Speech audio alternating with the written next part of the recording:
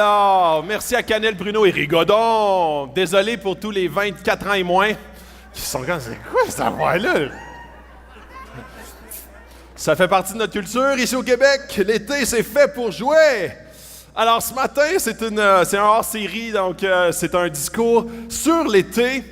Et vous allez voir de quelle façon, vous allez voir la parenthèse qu'on va faire sur l'été, sur ce que ça comprend. L'été, c'est fait pour jouer, pour dormir, pour s'amuser, pour décrocher, pour pouvoir se reposer, pour sortir, pour voyager, pour aller à l'extérieur du monde ou juste à côté de chez nous, dans notre piscine ou sur notre patio. L'été, c'est fait pour jouer.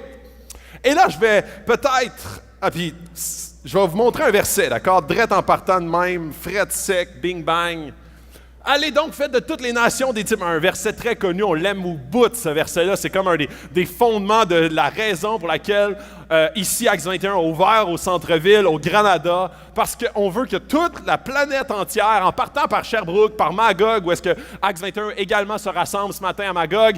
Alors, allez, on veut faire de toutes les nations, la ville de Sherbrooke et de Magog, des disciples, les baptiser au nom du Père, du Fils et du Saint-Esprit et les enseigner à mettre en pratique ce que Jésus nous a enseigné d'une façon... puis on croit que c'est vraiment un message puissant. Sauf que, souvent, on a ici, au Québec, puis même partout dans le monde, mais je vais parler ici, là, aux gens de l'Église, ici ce matin, les 400-500 personnes qui sont réunies ici ce matin à l'Église. Souvent, on arrive à l'été, puis on est comme, enfin, le 24, la fin des classes est arrivée. Là, c'est le temps pour jouer. Et on prend un break, parfois, de tout, même de Dieu. On devient des gens qui sont comme, OK, pendant la routine, c'est correct d'avoir une relation avec Dieu, de comme mettre ça dans mon horaire, mais là, l'été, c'est fait pour moi, pour jouer. Jouer, jouer, jouer, donc tout ce qui me plaît, alors je vais comme tout mettre de côté les éléments. Alors si je relis ce verset-là, avec notre mentalité au Québec, c'est, allez, chers Québécois, pendant la période scolaire, faites de toutes les nations des disciples. Pendant l'été, tu peux prendre un break. Alors, je continue, je dis, baptisez-les au nom du Père, du Fils et du Saint-Esprit, sauf pendant les vacances de la construction. Parce que là, c'est comme, tout arrête, là, c'est important de tout arrêter. Enseignez-leur à mettre en pratique, pendant le calendrier scolaire, tout ce que je vous ai prescrit, et moi, je serai avec vous 8, 9 mois, peut-être 10, si on est chanceux, par année, pour le restant de votre existence. Et c'est là où est-ce que, très souvent, on a la perception de Dieu selon une pratique. Est-ce que tu es pratiquant, oui ou non? Ah, je suis catholique, non pratiquant. Et c'est là où est-ce que la majorité des Québécois vont dire ça. Parce que dans leur tête, être en relation avec Dieu est une pratique. C'est que tu le fais et tu t'auto-flagelles, ça rentre dans ton calendrier et ainsi, tu es une bonne personne. Mais l'affaire, c'est que c'est totalement à l'opposé de ce que Dieu veut pour la communauté chrétienne, pour tous les chrétiens, pour la famille, pour l'Église. Dieu, c'est comme... La relation avec Dieu, c'est une relation d'amour. Une relation, littéralement, une relation comme, moi avec ma femme, moi avec mes enfants. Puis là, c'est comme si j'arrivais à l'été et je disais, OK, là, l'été, c'est fait pour jouer. Alors, on va peut-être se revoir une couple de fois si t'es chanceuse, ma femme. Puis mes enfants, on se revoit, là, pas loin quand on recommence à travailler, là. Je vais peut-être aller faire les petites emplettes pour vos achats scolaires. Mais c'est tout, parce que moi, l'été, c'est fait pour jouer. C'est fait pour moi. C'est fait pour me gâter. C'est fait pour, comme, prendre soin de mon body. Et c'est là où est-ce que... Et là, je suis pas en train de faire un discours sur l'été, là, faut comme, justement, pas jouer. L'été, faut pas se reposer. Mais souvent, l'été est une menace à s'éloigner de Dieu et perdre notre intimité avec Dieu. On prend un break même de Dieu. Et à la fin de l'été, on arrive plus épuisé qu'au début de l'été, même si on a joué beaucoup. Même si on a pris toutes sortes de temps, de bon temps, on s'est déconnecté de notre source qui, à la fin de l'été, on se sent plus épuisé, plus vide. On dirait que notre été n'a pas été ressourçant, n'a pas été énergisant parce qu'on s'est déplugué de la source électrique. On s'est débranché de notre Sauveur, notre Jésus, notre relation qui fait en sorte, qui donne un sens à notre vie, qui nous amène dans une direction constructive, qui nous émonde continuellement pour que notre arbre puisse porter encore plus de fruits. Et c'est là où est-ce que ce matin, ce que je veux, c'est qu'on puisse se poser les questions « À quoi sert l'été? » À quoi sert l'été? Et vous allez voir, ça ne sera pas culpabilisant du tout. Je veux qu'on sorte d'ici encouragé, ressourcé, qu'on puisse avoir un plan d'action, qu'on puisse voir l'été comme une opportunité extraordinaire pour réellement se reposer, pour réellement décrocher, tout en restant en intimité personnelle avec notre Sauveur. Et c'est là où est-ce que je vais commencer par un verset. Ça, là, je veux dire, on va étudier dans le fond, je ne rentrerai pas dans toute la compréhension profonde et théologique de ce verset-là. On pourrait passer des heures sur juste ce verset-là. Mais je vais vraiment prendre ce passage-là ici en arrière pour nous amener où est-ce quelle est la profondeur de ce que Jésus mentionne ici. Et il dit, tu aimeras le Seigneur ton Dieu de tout ton cœur, de toute ton âme, de toute ta pensée et de toute ta force. Voici le deuxième, tu aimeras ton prochain comme toi-même. Il n'y a pas d'autre commandement plus grand que ceux-là. Alors, dans le verset juste d'avant, je disais, enseignez-leur à respecter ce que Jésus nous a enseigné. Jésus dit, ça là, il n'y a pas de plus grand commandement. Aime ton Dieu, aime ton prochain. Alors, cet été, ce qu'on va essayer de comprendre dans les prochaines minutes, c'est que l'été, c'est fait pour aimer. Et parce que Jésus nous dit, aime ton Dieu, aime ton prochain, that's it. Si tu as deux choses à comprendre dans la vie, aime ton Dieu, aime ton prochain. Avec ça, tu vas aller loin dans la vie. Alors, un gros résumé de toute la Bible, c'est aime ton Dieu, aime ton prochain. Et aime ton Dieu, si je commence par là, tu aimeras le Seigneur ton Dieu de tout ton cœur, de toute ton âme, de toute ta pensée, de toute ta force. Alors, il fait référence à 4 éléments. Donc, ce n'est pas juste des synonymes. C'est pas comme s'il aurait pu en rajouter 5, 6 autres. Ça fait l'ensemble de l'être humain. Donc ici dans la salle, on a des gens émotionnels, qu'on appelle des gens de cœur. Eux autres, ils sont très interpellés par « oui, moi je l'aime avec mon cœur ». Puis il y en a d'autres qui sont pragmatiques, sont comme quadrillés dans leur cerveau, c'est des analytiques. Moi je veux des datas, des statistiques, moi je veux des preuves, je veux de la science là-dedans. Et eux autres, on parle vraiment plus à leur pensée. Donc c'est des gens qui sont focus. Il y a des gens, puis tout le monde ici, même si tu ne le sais pas, ou tu le sais peu, tu as une âme. L'âme, c'est l'aspect incorporel du corps. C'est l'aspect qui compose tout être humain. C'est la différence entre toi et ton chat.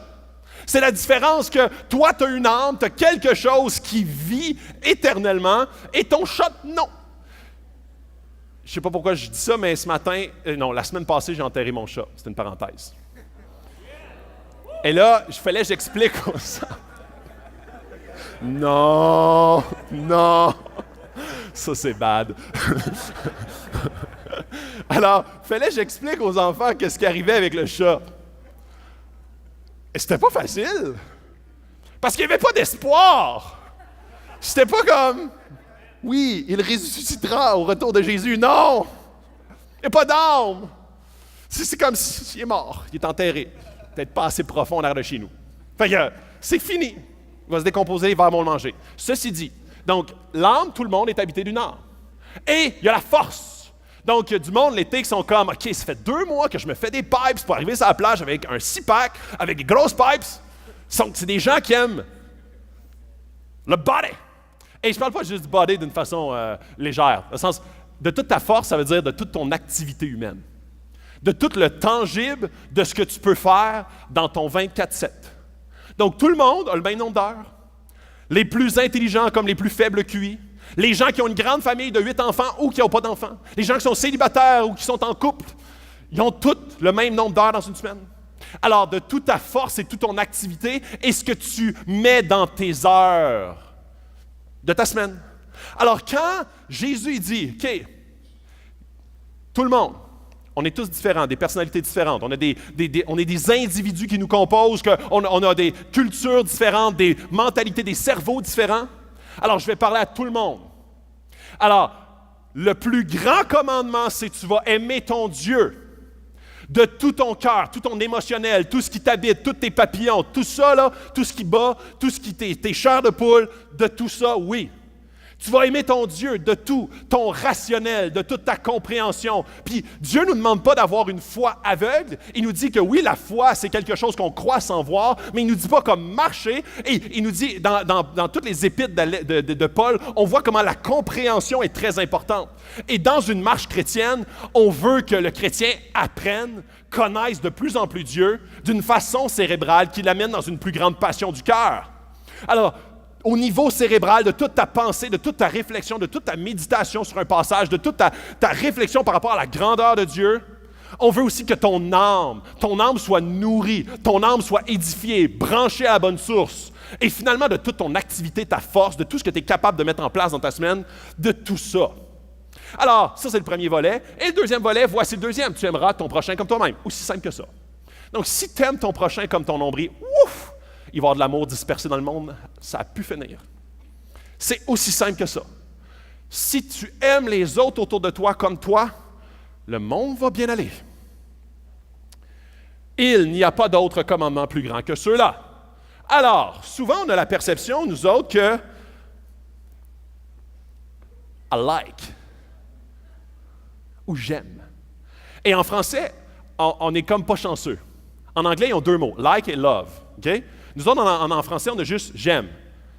J'aime la crème glacée, j'aime ma femme, j'aime mon Dieu, j'aime mes enfants, j'aime mon auto, j'aime la couleur de clapboard d'un garage. Tu sais, ça va jusque-là. Alors, c'est littéralement pas segmenté. Les Américains, eux, les Anglais, les anglophones, ont « j'aime »,« like »,« j'apprécie » ou « love »,« amour ». Et dans le grec, le langage original de la Bible, on a 4 formes de segmentation du mot amour. Alors, l'amour avec un grand A, quand on le disperse à travers le langage original de la Bible, on a 4 types. Donc, eros, storge, philia ou agapé. J'aime ça parce que j'ai l'impression de parler grec, mais non. Alors, eros, c'est l'amour sexuel, l'amour romantique. C'est le plus faible de toutes les 4. Ensuite, on a l'amour storge, qui veut dire l'amour de sang, l'amour de famille. Mais c'est un amour inconditionnel pour les membres de ta famille. Ensuite, on a le philéa, amour d'amitié, amour de compagnie. Le philéa vient, tu sais, comme le philanthropique, c'est que t'aimes les gens, t'aimes l'humain en général, donc tu vas être philanthrope, tu vas donner à des organismes. Et finalement, le plus fort, le plus grand, qu'on retrouve presque justement dans la Bible, c'est l'amour agapé, un amour inconditionnel. Alors, supposons que je reviens dans le contexte. Quand Jésus a dit « Aime ton prochain comme toi-même », quel mot vous pensez qu'il a utilisé? Je vais essayer, OK? Éros ton prochain comme toi-même. Oh, non. Il aurait pu utiliser storge, philéa, ton prochain comme toi-même. Mais il a dit agapé. Agapé, ça veut dire que tu le files ou non, fais-le. L'amour agapé, c'est une décision. C'est un élément qui se prend de façon consciente et non émotionnelle. Quand il a dit dans Éphésiens 5, il a dit « Marie, guys, aimez vos femmes comme Christ a aimé l'Église. » Je sais que la majorité des hommes auraient aimé qu'ils disent « Eros ta femme! » Non. Il n'a pas dit non plus storge ou philéa, il a dit agapé ta femme. Agapé, ça veut dire inconditionnellement. Ça veut dire d'une façon où est-ce que ça te tente pas, aime-la. C'est une action, une décision qui ensuite apporte l'émotion. Ce n'est pas une émotion qui va générer mon action. Alors, quand il dit agapé, c'est un commandement. Parce que quand il dit Marie, aimez vos femmes, c'est peu importe. Si tu le files ou non, si elle tape ses nerfs ou non, aime-la. Et ça, c'est tellement contre-culturel. C'est une phrase qui choque la majorité du Québec moderne, qui dit non, si tu le files pas, passe pas à l'action. Alors, où est-ce que, quand Paul il parle, il dit comme, non, agapé, d'une façon inconditionnelle. Puis encore pire que ça, quand Jésus dit, aimez vos ennemis, penses-tu qu'il a dit, Eros, storge ou philéa? Non, il a dit agapé. Il n'y avait pas le choix. Parce que s'il avait dit Eros ou il aurait dit philéa ou même storge qui est comme juste avant, Ça aurait été jamais suffisant parce que ton ennemi, tu le files jamais. Tu le files jamais pour dire, ouais, lui, je vais me mettre à l'aimer. Il n'y a pas de raison valable, je parle au niveau humain, de dire, ouais, comme il y a plus de pour que de contre que de l'aimer. Donc, quand Jésus dit agaper tes ennemis, aime tes ennemis, c'est pas juste comme, je vais liker sa page, comme ça on va être un peu moins en conflit que maintenant. Ça ne sera pas comme, il va voir que j'ai vu ses affaires, puis que je suis comme en bon terme, puis j'ai fait un petit sourire en coin.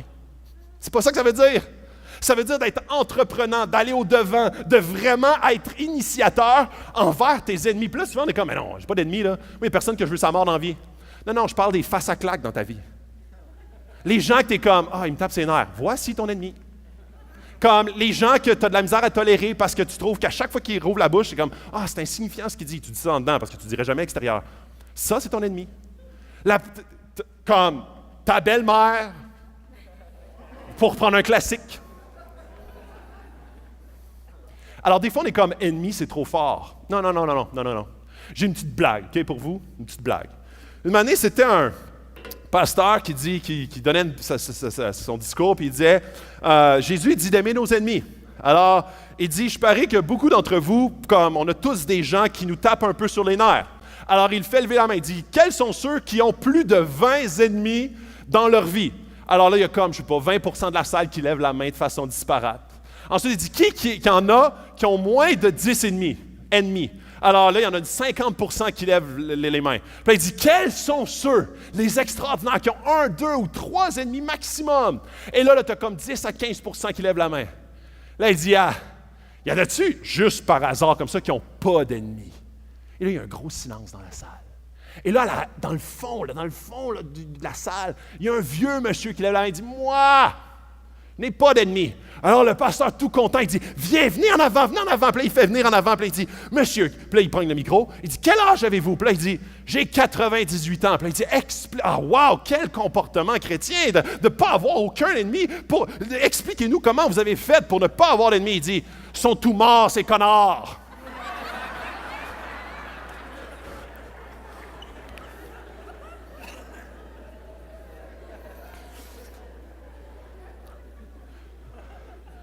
Alors, ceci dit, c'est un défi, un gros défi. Un gros défi de passer à l'action, d'être l'amour en action.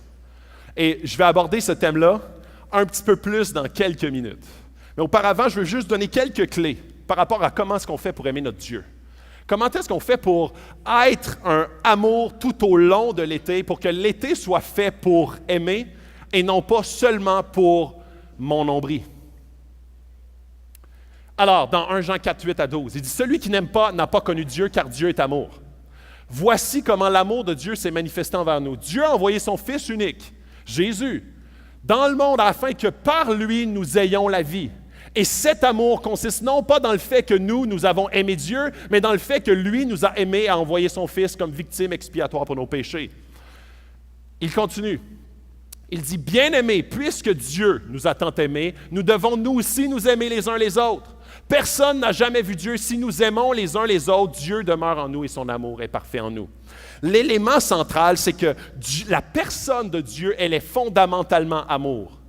Alors, tu ne peux dire, « Je ne suis pas moi-même amour et être habité de Dieu » parce que tu es en train d'être complètement contre, à l'antithèse même, à l'opposé de la personne de Dieu. Et Dieu a montré le plus grand amour en envoyant son Fils mourir pour tous ceux qui ne l'aimaient pas pantoute.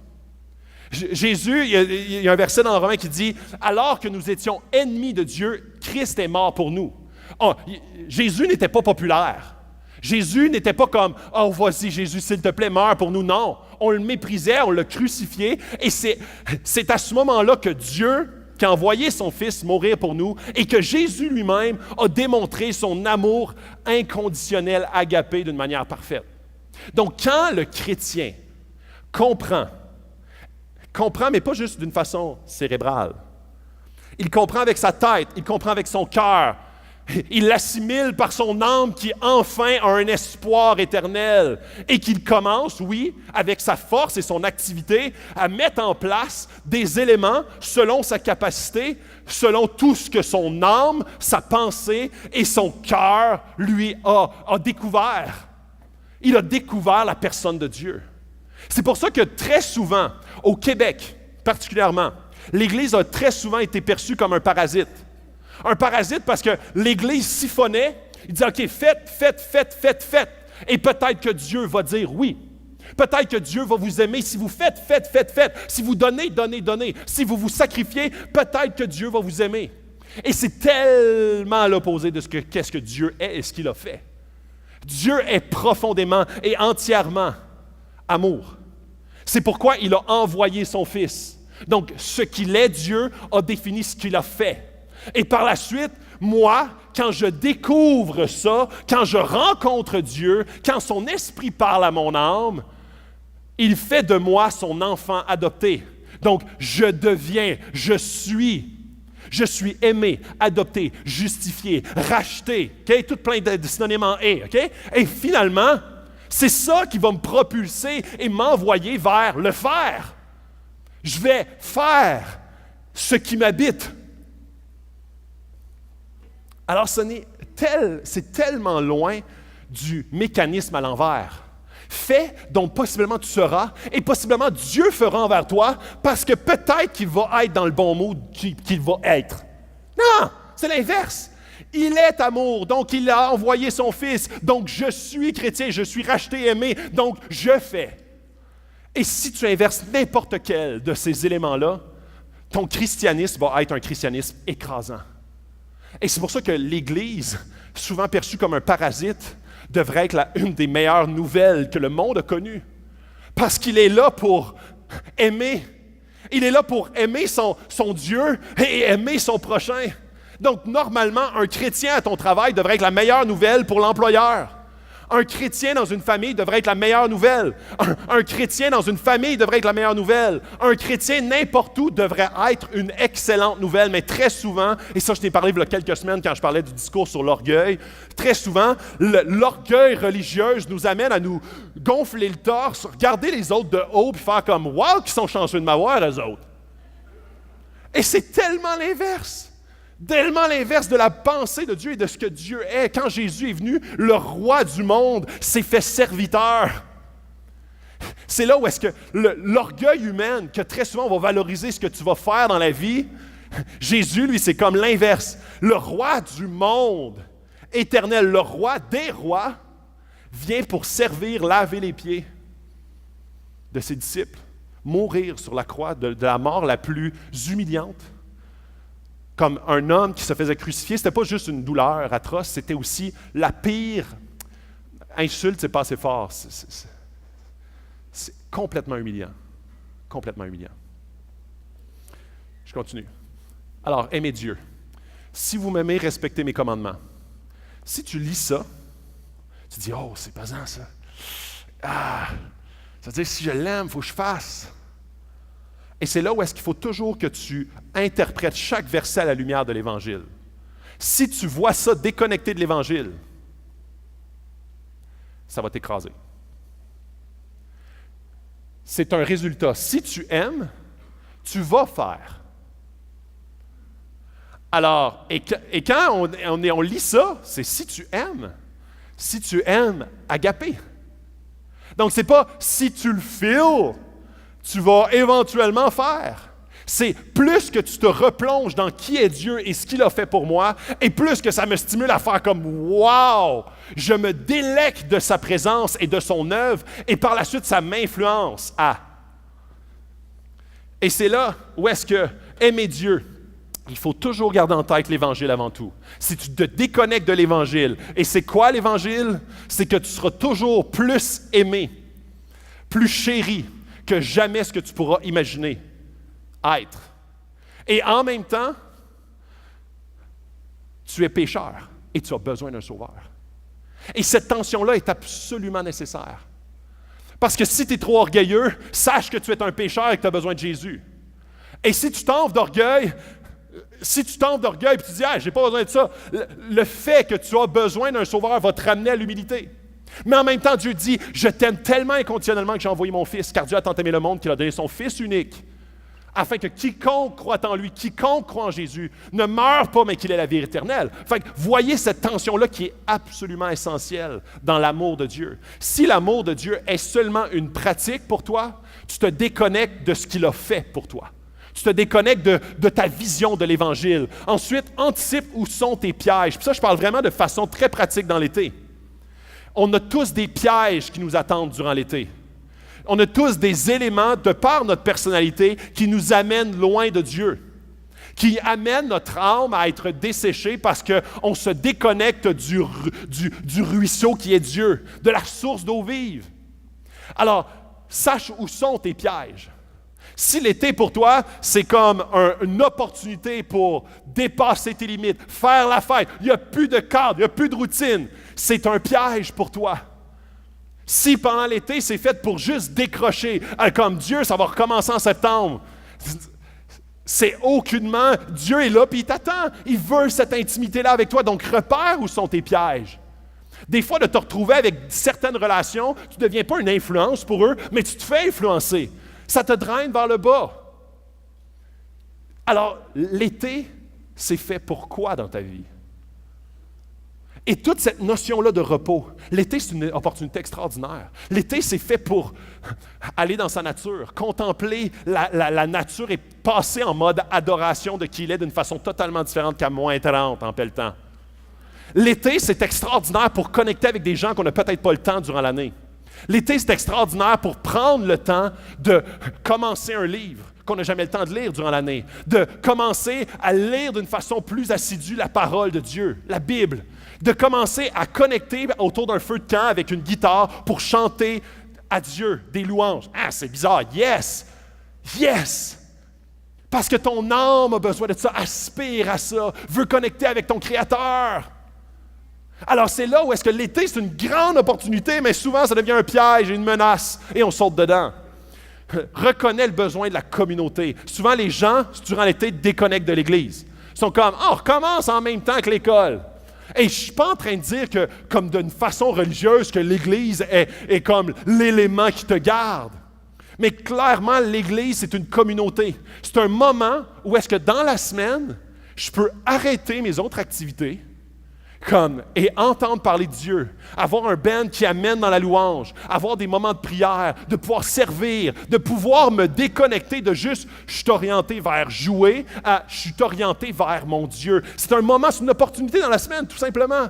Et quand on diminue l'importance de la communauté, on devient, on grab pas cette opportunité-là qui est là chaque semaine. Donc, c'est une bonne opportunité pour aller visiter d'autres églises. Voir ce qui se fait ailleurs. Tu es en voyage ailleurs, va voir une autre culture d'église, va voir des frères et sœurs. C'est une grande famille. C'est une grande famille de Dieu. On n'est pas l'Église, la seule Église ici. On fait partie d'un corps beaucoup plus grand. Ensuite, pratique la foi à temps plein. Donc, c'est plein d'opportunités pour peut-être ouvrir tes yeux sur « Ah, il y a peut-être des opportunités. Il y a peut-être des gens que je pourrais aider davantage. Il y a peut-être des gens que je pourrais inviter à souper. Je n'ai jamais pensé durant l'année. » Yes, pratique ta foi. Peut-être qu'il y a des amis qui t'invitent à un feu de camp. Au lieu de faire comme « Hey, qu'est-ce que tu fais dimanche? Tu me semble que tu n'es jamais disponible. » Au lieu de faire « Ouais, je suis occupé, puis toi, tu as ta job. » Au lieu de virer le sujet de même, dire « Ouais, je vais à l'église. J'aime ça. » Hey, puis je suis chrétien en passant. Soit, on appelle ça en anglais « bold », soit courageux, soit au devant, soit comme saisis les opportunités. Et l'été, il y en a plein. Des barbecues de voisins, des feux de camp, des moments où est-ce que tu connectes et que tu es allumé à voir ce que Dieu travaille et toi t'insérer là-dedans. Éteins ton téléphone par moment. Switch off. Vraiment l'éteindre. Là. Pas juste comme « je ne regarderai pas ». Là. L'éteindre. Là. Je sais que tu manques d'air pendant un certain temps quand tu fais ça. Je sais là, que genre, tu commences à être bleu, puis là tu commences à être anxieux, puis tu commences à être un peu toc, puis à avoir des petits tics nerveux de même. Je sais ça. Mais fais-le. Passe à travers cette cure de désintox. Mais c'est merveilleux. Parce que souvent, on devient des robots. On devient des robots branchés sur notre technologie. Et on se déconnecte de Dieu. On est très connecté, déconnecté.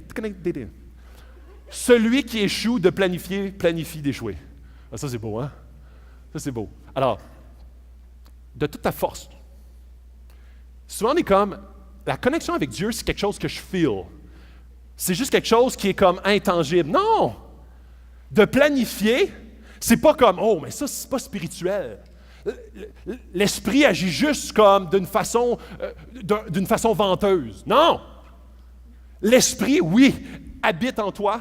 Souvent, c'est difficile de l'entendre, mais tu habites dans un corps charnel, dans un corps qui ensemble est charnel, donc de chair, fait de matériel. Alors, de planifier, de mettre des heures, d'avoir une optique, d'avoir un planning qui priorise Dieu, c'est rien de plus qu'être intelligent et intentionnel pour rester connecté avec ton Dieu. Alors, aimer les autres. Alors, ici, bien-aimés, vous vous en souvenez tantôt? C'était le verset tantôt. Puisque Dieu nous a tant aimés, nous devons nous aussi nous aimer les uns les autres. OK, nice. Personne n'a jamais vu Dieu. Si nous nous aimons les uns les autres, Dieu demeure en nous et son amour est parfait en nous. Je vais te dire quelque chose. Savez-vous quoi? Personne n'est capable d'aimer les autres. Puis Dieu ne te demande même pas d'aimer les autres.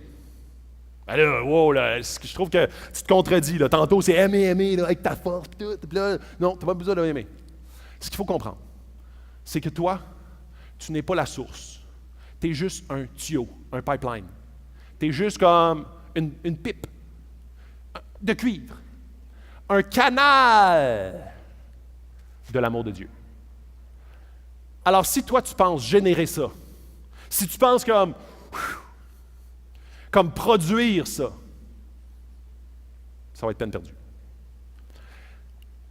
Et c'est là où qu'est-ce qui est extraordinaire? C'est quand tu es un canal, quand tu découvres Dieu, et plus que tu découvres Dieu, le résultat automatique, c'est que tu es de plus en plus rempli de son caractère, de ses motivations, de sa vision, de son regard envers les gens. Et là, tu commences à déverser, à être un canal plus efficace. Au lieu d'être juste un petit boyau d'arrosage, tu deviens un pipeline de cette même source qui est intarissable. Tu ne peux donner ce que tu n'as pas. Alors, plus que tu es branché et plus que tu peux donner. Si tu te débranches, tu ne peux pas donner. Donc, si tu te débranches du premier commandement, aime ton Dieu, tu ne pourras aimer d'une façon durable, authentique et véritable. Tu vas t'auto-flageller pour le faire pendant une certaine période, mais en dedans de toi, tu vas dire, bon, j'espère que ma BA est faite. Ça ne te fera pas plaisir, ça va t'écraser, ça va provoquer un stress, et éventuellement, tu vas te tanner. Tu vas dire, ah, les affaires d'église, c'est pas pour moi, ça. Les affaires de Dieu, puis tout, là, non, je comprends rien là-dedans, fait que non, c'est trop dur, je me retire. Et c'est là où est-ce que quand tu comprends mal ce que Dieu te demande par rapport aux autres, et que tu ne comprends pas l'importance d'être branché à la source, très prochainement, tu es à risque d'épuisement. Et c'est là, dans Romains 5,5, « Or, cette espérance ne trompe pas, parce que l'amour de Dieu est déversé dans notre cœur par le Saint-Esprit qui nous a été donné. » Alors, quand tu rencontres Dieu, et quand je dis rencontre, c'est que tu fais de Jésus ton Sauveur et ton Seigneur. Pas juste comme moi, je crois qu'il y a une puissance, je fais confiance à la vie. Puis il y a des gens des fois qui disent, « OK, fait quand que je rencontre Dieu, c'est à peu près ça, là? » Non! Jésus est le chemin, la vérité, la vie. Je sais que ça fait mal à entendre pour certains Québécois, mais Jésus, c'est la clé. Alors, quand tu fais de Jésus ton Sauveur et ton Seigneur, littéralement comme ça, cette espérance ne trompe pas parce que l'amour de Dieu est déversé dans notre cœur par le Saint-Esprit. Quand tu deviens chrétien, donc chrétien, ça veut dire un suiveur de Christ. Tu ne peux pas mettre de côté Jésus en disant « je suis chrétien », ça ne marche pas. Et là, quand tu deviens chrétien, tu es habité de l'Esprit Saint et l'Esprit Saint déverse dans ton cœur par le Saint-Esprit qui nous a été donné son amour, l'amour de Dieu. Donc Dieu te foule. Donc toi, tu peux... Tu comprends? Alors, si toi, tu es comme, oui, moi, la vie, oui, puissance supérieure, puis t'arrêtes là, tu n'es pas habité de son esprit, Fait que là, tu essaies de donner parce que ça te valorise toi-même en tant qu'être humain, mais de manière, tu es à sec. Surtout quand tu vis des moments d'épreuve puis tu ne peux plus donner, puis il n'y a personne qui peut te fueler d'une façon divine, bien dans ce temps-là, tu dis « OK, je vais me retirer de donner parce qu'en ce moment, je suis plus concentré à survivre qu'à donner. » Et là, on se retire de donner parce qu'on n'est pas fuelé de la bonne source, Dieu lui-même. Et là, Matthieu 5, 44, « Aimez vos ennemis, bénissez ceux qui vous maudissent, faites du bien à ceux qui vous détestent, priez pour ceux qui vous maltraitent et qui vous persécutent, tout simplement. »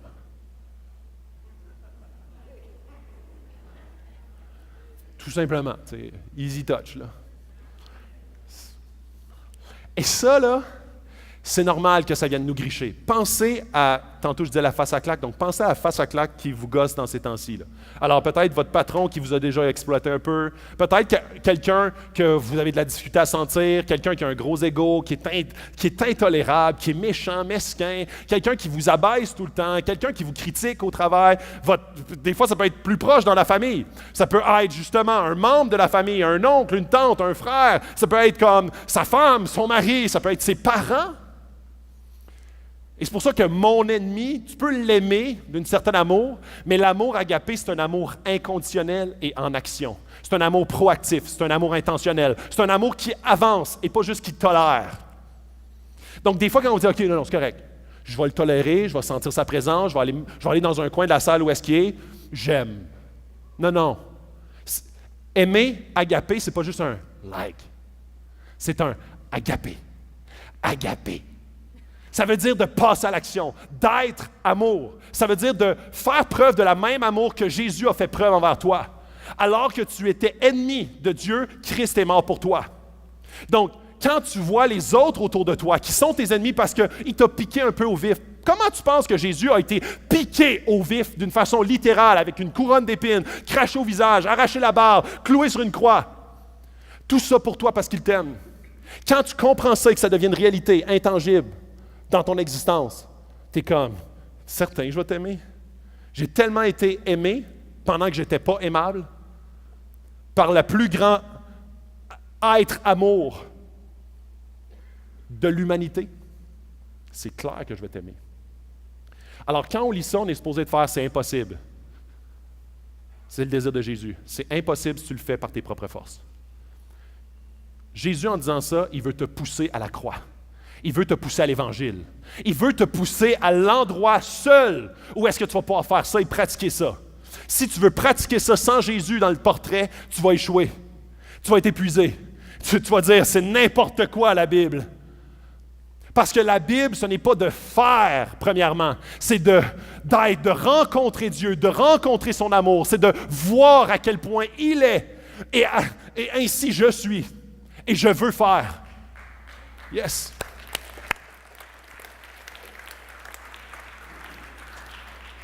Petits enfants, n'aimons pas en parole et avec la langue, mais en acte et avec vérité. Par là, nous saurons que nous sommes de la vérité et nous rassurerons notre cœur devant lui. Et là, ce qui est très intéressant, c'est que souvent on a comme, OK, mais on dirait que je ne suis pas plugué, je ne suis pas branché. Alors, je ne suis pas capable de faire, je ne suis pas capable de donner. Et c'est là où est-ce que c'est le même principe que l'œuf ou la poule. C'est le même principe que dans un couple. Quand un couple, pendant 10 ans, se sont comme méprisés l'un l'autre. Puis là, c'est comme, ben oui, mais aimez votre femme ou aimez votre mari. Ça paraît que tu n'es pas marié avec lui que j'ai, là, ou avec elle, là, c'est pas facile. Là, tu es comme, OK, je vais essayer de focusser sur que l'émotion revienne, puis de m'amener, ça va me tenter, puis là, je vais comme... Et c'est pas ça le principe. Quand il dit aimer, agaper, passe à l'action avant même que tu le ressentes. Et c'est là de se prêcher l'Évangile. Se prêcher l'Évangile, ça veut dire, OK, parce que Dieu est, il a fait. Donc, Jésus me rachète. Jésus est mort pour moi. Donc, c'est pour cette raison-là que je veux servir. C'est pour cette raison-là que je veux passer à l'action. Ça se peut que mon cœur, à ce moment-là, ne le feel pas. Ça se peut que mon cœur, puis c'est là où est-ce que, quand on voit dans les psaumes que si tu fais juste confiance à ton cœur et ton émotion, ça ne va pas te mener au bon endroit. Dans les proverbes, excusez. Alors, c'est là où est-ce que, qu'est-ce qu'il dit ici, c'est l'amour agapé, c'est un amour qui passe à l'action avant même de le sentir. Dans ton couple, passe à l'action avant même de le sentir. C'est ça l'amour agapé. L'amour inconditionnel en action. Et ainsi, tu vas rassurer ton cœur devant lui. C'est pas ton cœur qui va être le générateur de tout, puis ton émotionnel qui va diriger ta vie.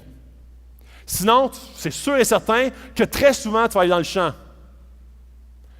C'est parce qu'il est, parce qu'il a fait, parce que je suis et parce que je fais, oui, je vais passer à l'action. Et ça va rassurer mon cœur devant lui. Je vais inviter l'équipe de louange, je vais terminer là-dessus. Tim Keller, un auteur de plusieurs livres, un pasteur de New York que j'aime beaucoup, qui dit « L'Évangile et le christianisme n'est pas d'être gentil, il s'agit d'être nouveau. » C'est pas une nouvelle recette, là. C'est pas comme « Hey, mets un peu plus de sourire, mets un peu plus de « s'il vous plaît, merci », mets un peu plus de comme « de main à la pâte ». Non, c'est complètement une autre game. C'est une autre game complètement. C'est d'être renouvelé, transformé. C'est que ton cœur, qui était un cœur qui était centré sur, devient centré sur. C'est complètement une transplantation. Une transplantation d'un ancien cœur qui était de pierre, maintenant il devient de chair. Et de plus en plus, Dieu fait couler, ni littéralement, son nouveau sang à travers toi, à travers son esprit qui t'habite. C'est une image en passant. C'est merveilleux, la transformation. C'est pas juste un petit ajout. C'est pas juste comme « Ah, ouais, c'est cool, ça m'aide. » Non, ça te transforme, ça te renouvelle. Tu es une nouvelle marque, une nouvelle machine qu'on n'a jamais vue. Fait que si tu penses « Non, je vais juste rajouter un petit piton turbo, tu sais, comme ils mettent sur les machines à laver, là, puis là, tu t'en vends. » Non, c'est pas ça en tout. C'est une nouvelle patente. Et la nouvelle patente tire son identité de qui il est. Et ça, je veux que vous compreniez ce petit graphique. J'aime bien les graphiques en passant. Voyez en haut, la motivation, c'est l'Évangile. L'Évangile, c'est ce que je dis depuis tantôt. En bas, la motivation, c'est la loi, les règles. C'est fais le règlement. La motivation, c'est ça. Des deux côtés, c'est l'engagement. Donc, l'engagement d'être un disciple. Ou ici, l'engagement très faible.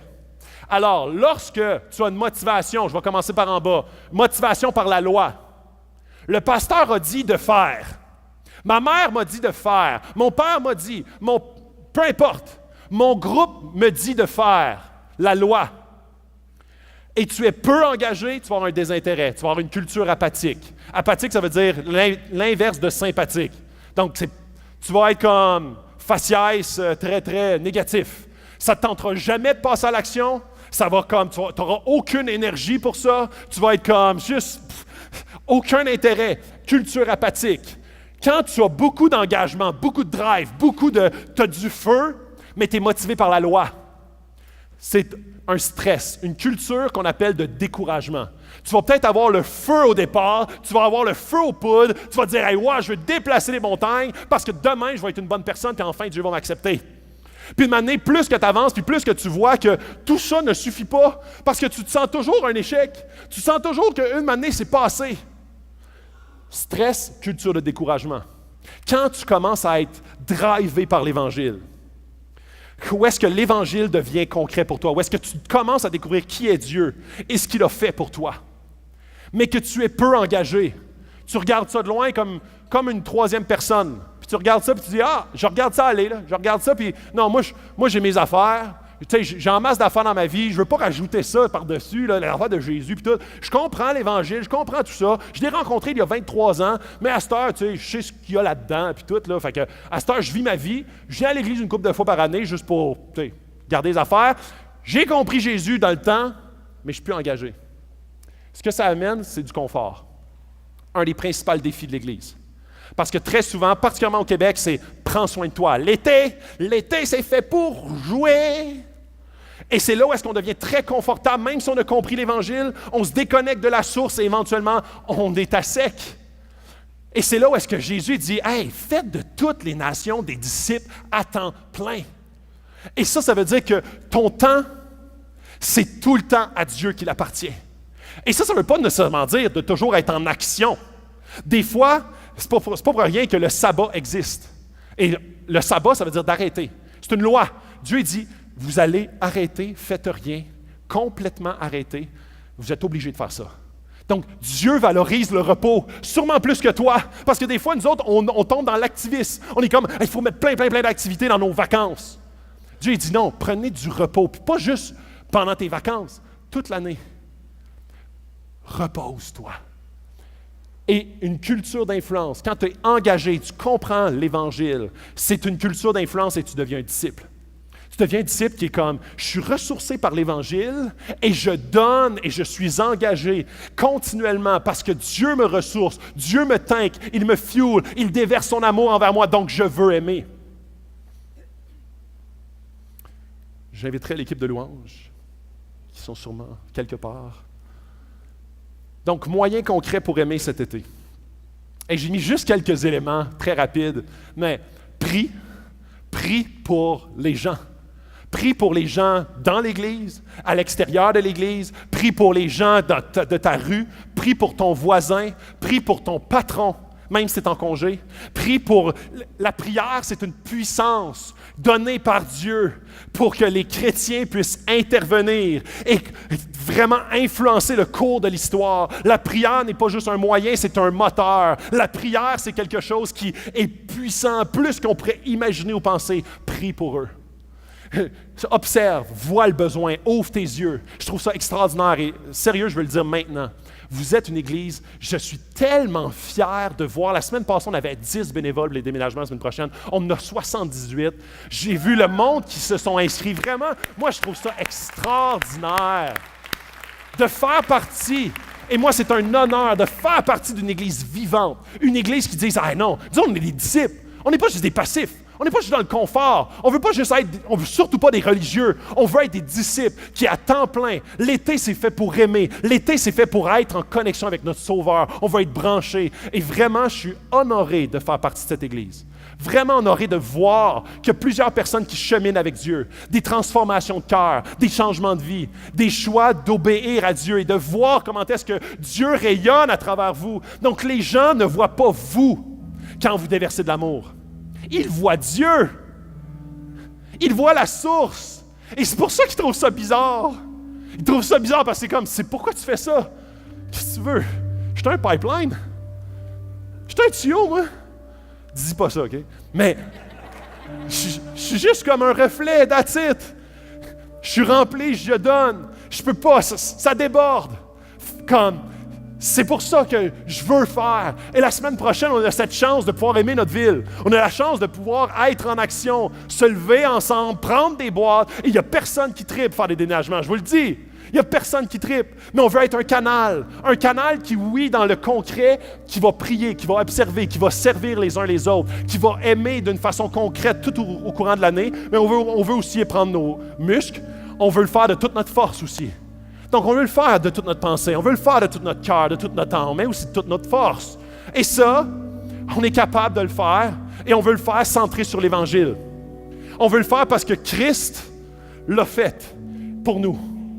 On veut être branché à cette source-là et non pas d'une manière religieuse, pas parce que ça paraît bien d'être un bénévole, mais parce qu'on veut être un canal de cet amour de Dieu. On veut donner du temps. Des fois, c'est le seul moment où est-ce qu'on peut vraiment donner du temps. On veut passer du bon temps avec notre famille, avec nos enfants, d'être stratégique. Je sais que ce n'est pas un beau mot comme qu'on l'utilise pas souvent, mais stratégique avec nos enfants, de dire hey, on veut rendre notre voyage spirituel. Souvent, on est comme, hey, on est out du pays, on est out de la province. Là, c'est pour nous, là, fêter, prendre du bon temps. Mais c'est tellement un bon moment pour dire, hey, on va essayer de voir des opportunités de servir et d'aimer. Puis on inclut notre famille là-dedans. On inclut comme les gens qui sont avec nous en voyage. C'est une opportunité. On veut appeler. C'est peut-être des fois le seul moment où est-ce que tu dis, hey, je vais appeler quelqu'un que je sais qui souffre. Je vais appeler quelqu'un qui souffre de solitude. Quelqu'un qui a besoin de parler au téléphone. Je vais aider. Je vais manger. Inviter mon voisin. Un barbecue, c'est moins intimidant que de les inviter à ta table de dîner. Parfait. Barbecue. On veut jouer. L'été, c'est pas juste fait pour jouer, mais clairement pour jouer aussi. Donc, tu veux prendre du bon temps. Tu veux être totalement là. Et Jésus, c'était un fan dans les noces de Cana. Jésus a transformé l'eau en vin. Jésus était souvent autour de la table à manger avec ses disciples. Jésus aime le bon temps. Donc, on veut prendre du bon temps À la lumière de notre Seigneur, on veut prendre du bon temps, mais on ne veut pas déconnecter de notre Sauveur. On veut écrire une petite note d'encouragement, écrire à quelqu'un qu'on n'a pas souvent la chance, un courriel qui dit comment est-ce qu'on veut prier pour cette personne-là, l'aimer de différentes manières. On veut recevoir chez nous, recevoir des gens, des fois même recevoir comme nous autres. Cet été, on s'en va en voyage et on se fait recevoir par des gens qui nous hébergent. C'est des chrétiens, ils nous hébergent chez nous. Quel privilège! C'est un temps où est-ce qu'on peut avoir du lousse, une marge, où est-ce qu'on peut inviter, on peut être à l'écoute de ce que Dieu veut faire à travers nous. Et je veux finir avec ce passage-là. En effet, j'ai l'assurance que ni la mort, ni la vie, ni les anges, ni les dominations, ni le présent, ni l'avenir, ni les puissances, ni la hauteur, ni la profondeur, ni aucune autre créature ne pourra nous séparer de l'amour de Dieu manifesté en Jésus. C'est là où est-ce qu'on veut être branché. À cet amour qui ne s'épuise jamais, à cet amour qui te reconstruit, à cet amour qui se révèle, à cet amour qui se déverse, à cet amour qui t'a sauvé, à cet amour qui t'a racheté, justifié, pardonné. Devant Dieu, tu es entièrement saint, pas à cause de tes efforts, mais à cause de ce qu'il a fait à la croix. Maintenant, Dieu te voit pur parce que Jésus est pur et il te donne sa pureté quand tu le fais, ton Sauveur et ton Seigneur. Quel privilège! Et l'Évangile, c'est puissant. L'Évangile veut dire la bonne nouvelle. Est-ce qu'on est, en tant qu'Église, une bonne nouvelle?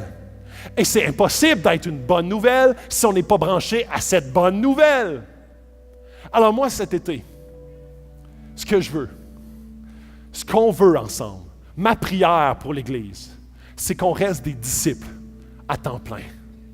Des disciples qui sont équilibrés dans leur vie, qui vont voir les opportunités d'aimer, les opportunités de se reposer, qui vont voir chacune des actions comme à la gloire de Dieu. Parce que maintenant, mon identité, ce n'est plus moi, c'est Christ qui vit en moi.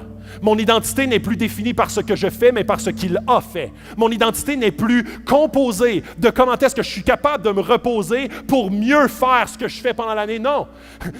Au courant de toute l'année, tout ce que je fais, quand je mange, je prie, je dors, tout ça, c'est pour la gloire de Dieu. Alors, il n'y a pas de moment pour Dieu et des moments pour moi. C'est des moments toujours pour Dieu. Mais Dieu veut ton bonheur comme être humain. Il veut bâtir ton cœur. Il veut bâtir ton existence. Il sait pertinemment ce qu'il y a de bon pour toi. Donc, l'activisme n'est pas mieux que la passivité. La paresse comme le workaholisme. Dieu veut que tu le suives. C'est ton papa. Ton Père céleste qui est tellement supérieur que ton Père terrestre ou n'importe qui que tu pourrais rencontrer. Il veut ton bien, il veut te bâtir. On va prendre un temps pour prendre la communion ce matin. Et rien de plus significatif que la communion qui est un symbole de l'Évangile. Le pain signifie le corps de Jésus brisé pour toi. Le jus signifie le sang versé pour moi. Et ce symbole-là est littéralement le symbole de son amour. C'est le symbole que je peux me rappeler. Je peux prendre ce moment-là pour me rappeler ce qu'il a fait pour moi, pour que moi, je puisse devenir plus comme lui, pour que je puisse être davantage rempli de son amour qui coule en moi. Je veux faire un temps de prière, je veux prier maintenant. Et ensuite de ça, on va se diriger sur les côtés pour prendre la communion. On va revenir ensemble au centre pour garder ça. On va le prendre tout ensemble, en communauté, en famille. Donc, je veux finir avec un temps de prière. Et vous allez voir ce matin, je vais avoir différentes choses à vous communiquer par rapport à ce qui va se passer dans les prochaines minutes. Oui, Dieu, on te demande que notre été soit pour toi. Notre été soit pour t'aimer, aimer les autres, aimer nos ennemis, en action, d'une façon agapée, intentionnelle, proactive, vivante. On veut être un canal fidèle de ton amour qui coule à travers nous. On veut, Seigneur, être connecté à la source inépuisable de qui tu es et de ce que tu as fait pour que nous, à notre tour, on puisse être et faire. On veut être un peuple d'adorateurs continuels, perpétuels. On veut être des chrétiens qui sont actifs, des chrétiens qui sont remplis d'humilité, des chrétiens qui ne voient pas les autres comme des gens au-dessous d'eux, mais qui les voient comme tout le monde au-dessus d'eux. On veut être à la lumière de qui Jésus est, quelqu'un de humble, serviteur, quelqu'un qui est prêt à aimer ses ennemis, même ceux qui le méprisent. On a besoin de toi, Père. On a besoin de ton amour, on a besoin de ton esprit, que tu puisses faire de grandes choses dans ton Église, dans ton Fils qu'on prie pour ta gloire. Amen.